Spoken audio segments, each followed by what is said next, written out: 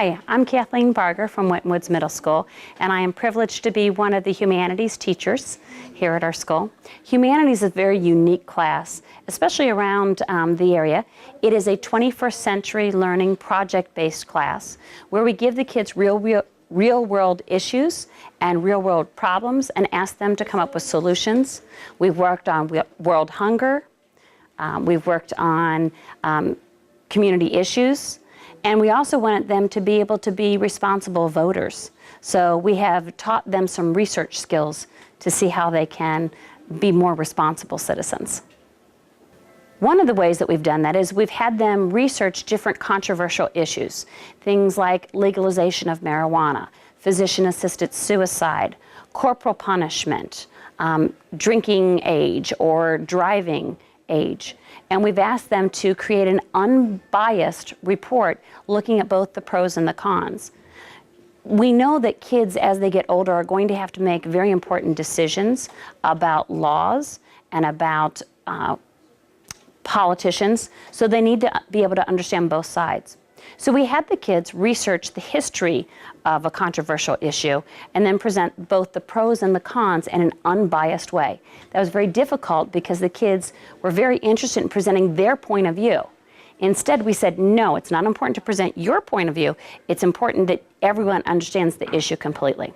So we had the kids all give presentations, speeches, and they had to use multimedia.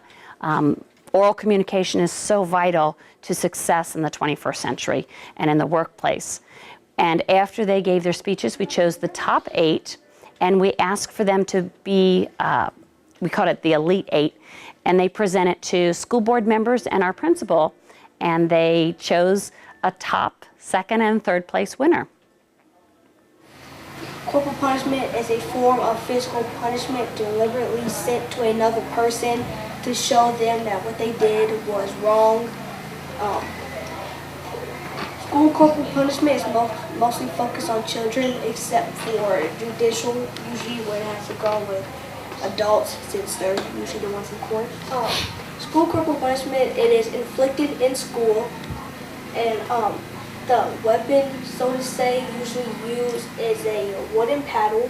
If you've ever seen like a cutting board, it's wooden with a handle at the end so the teacher can grip it, either a meter stick, or sometimes they would use like a shoe. They don't have any other objects.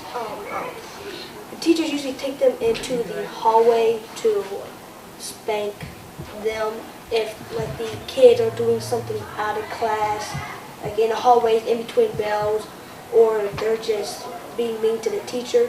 But if they either get into fights or bully somebody in class, they usually do it in the front of the class to show not to do that again. It is banned in 28 states. They legalized it as child beating in school.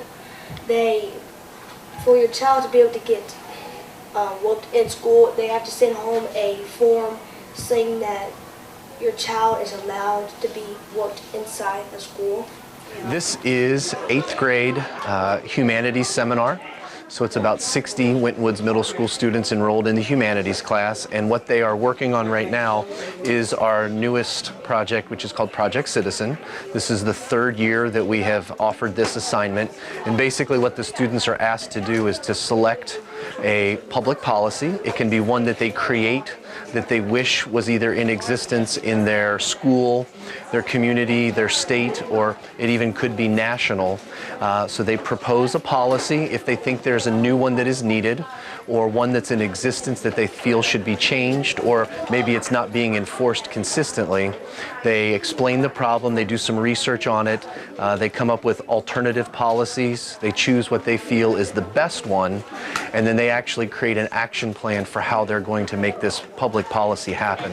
So our project, we are trying to get fine arts back into the lower level schools as much as they are into the middle school and the high school, because my little brothers, they take art for half a year and then they take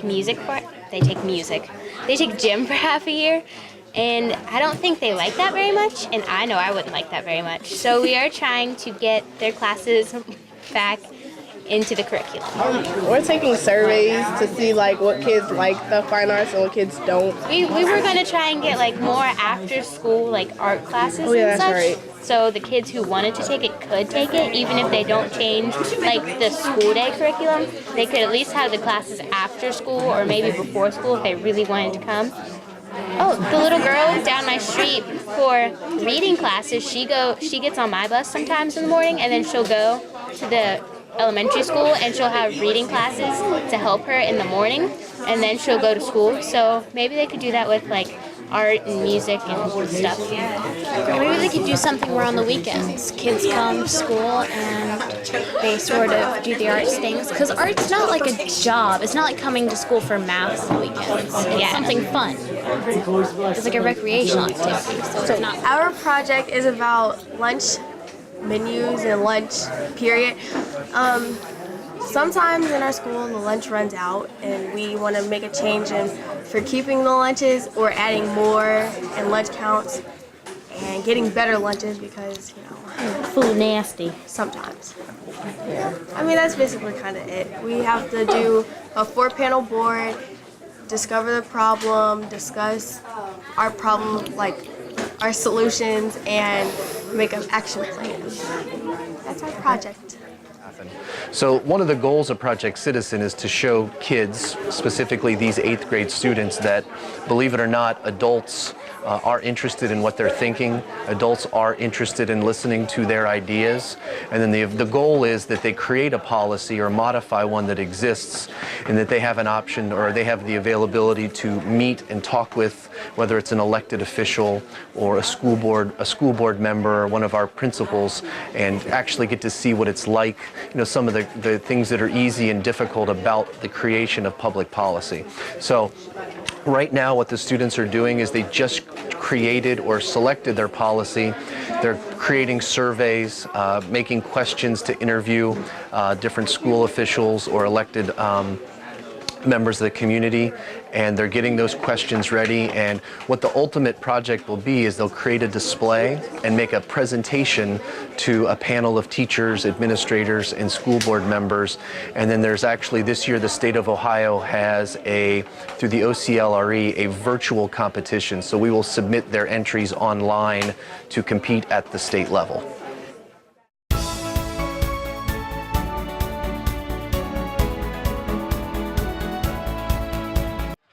Waycross Community Media Special, Jonathan Palmer here.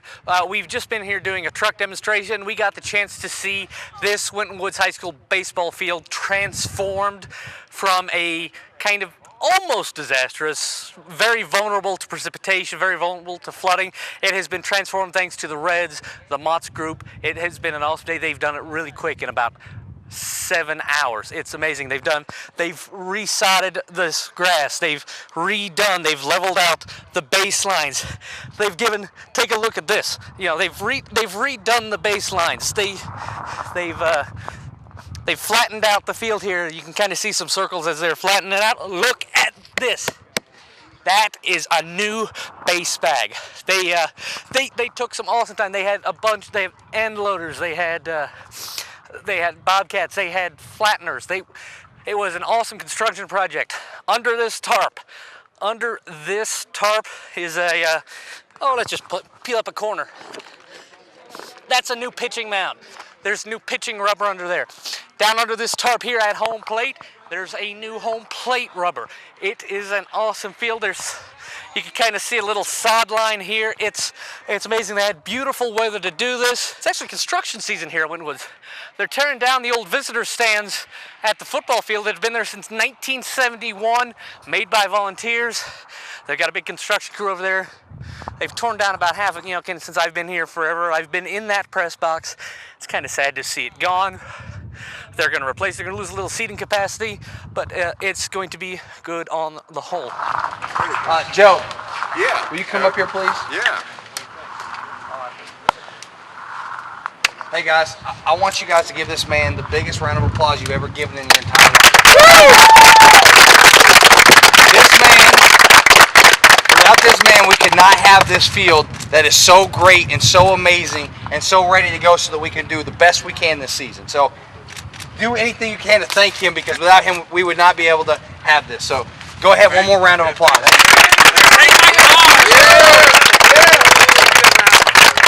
How excited are you right now? You have anything you want to tell them at all? Just enjoy, guys. We do this for a living. We build sports fields.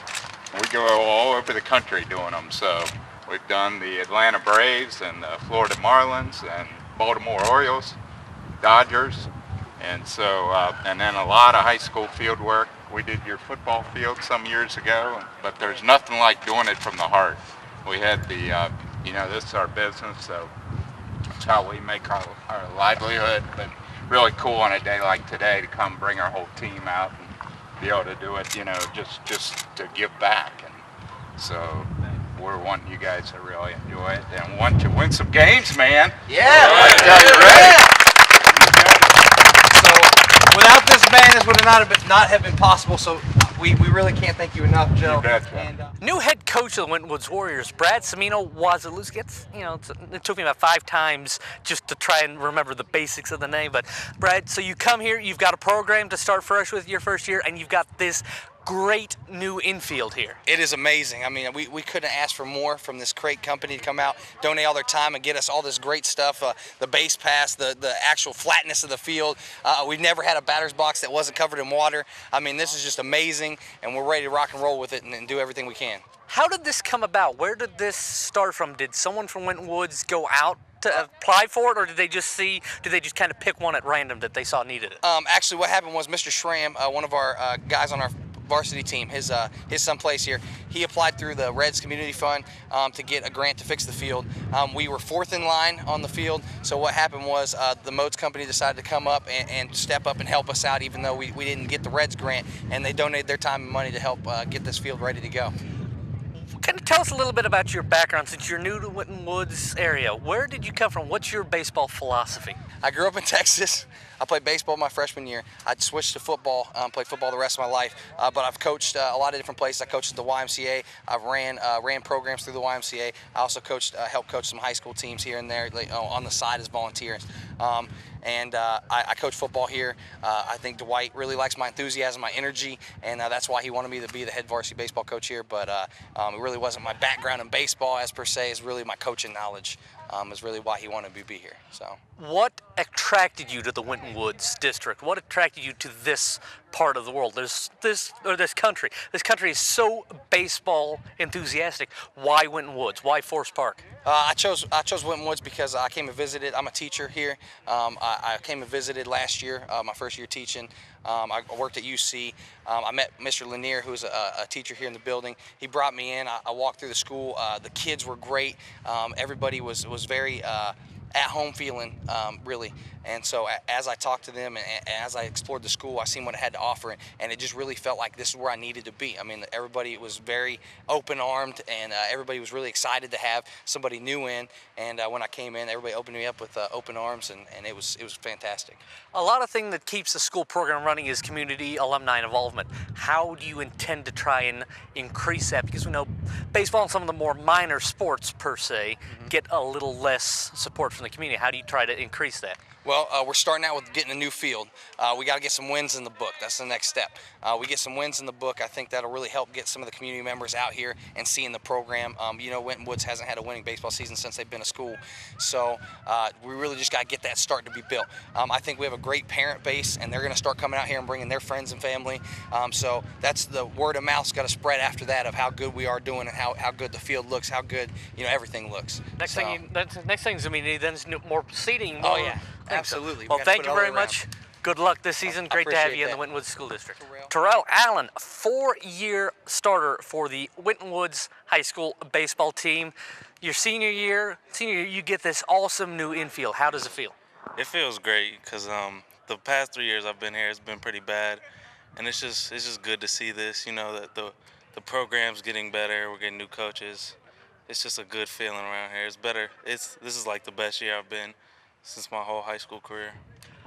What do you kind of think is going to what is this going to do for the Winton Woods baseball program? What's this going to do for college recruiters as they watch for players to take? Well, it'll let college recruiters know that the Winton Woods baseball program is getting more serious, and we should get some more scouts out here and stuff.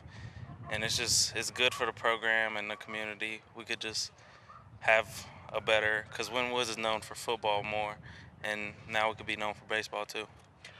When you leave this place, what are you going to miss most about playing baseball for Winton Woods? Just the memories of my friends and stuff. It's like all 4 years were fun, but I hope this is going to be a great year because new coaches and stuff. I love playing. When you do graduate, what are you going to do to keep supporting Winton Woods baseball?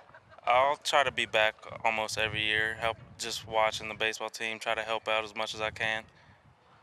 All right. And for those younger students coming up, those who may still be in middle school, elementary school, and the early years in high school, what do you want to say to them? How do you want to what message do you want to give to them about this field, about this team? It's a great team led by great coaches, and it's just a good program to come to. All right. College considerations? Playing baseball at college? I don't know about that yet. Coach was talking to me about some colleges around here that he might have me go to, like Thomas More and Mount St. Joseph, but I don't know yet. All right. Well, thank you very much. You're welcome. Enjoy the new field. Have a good season.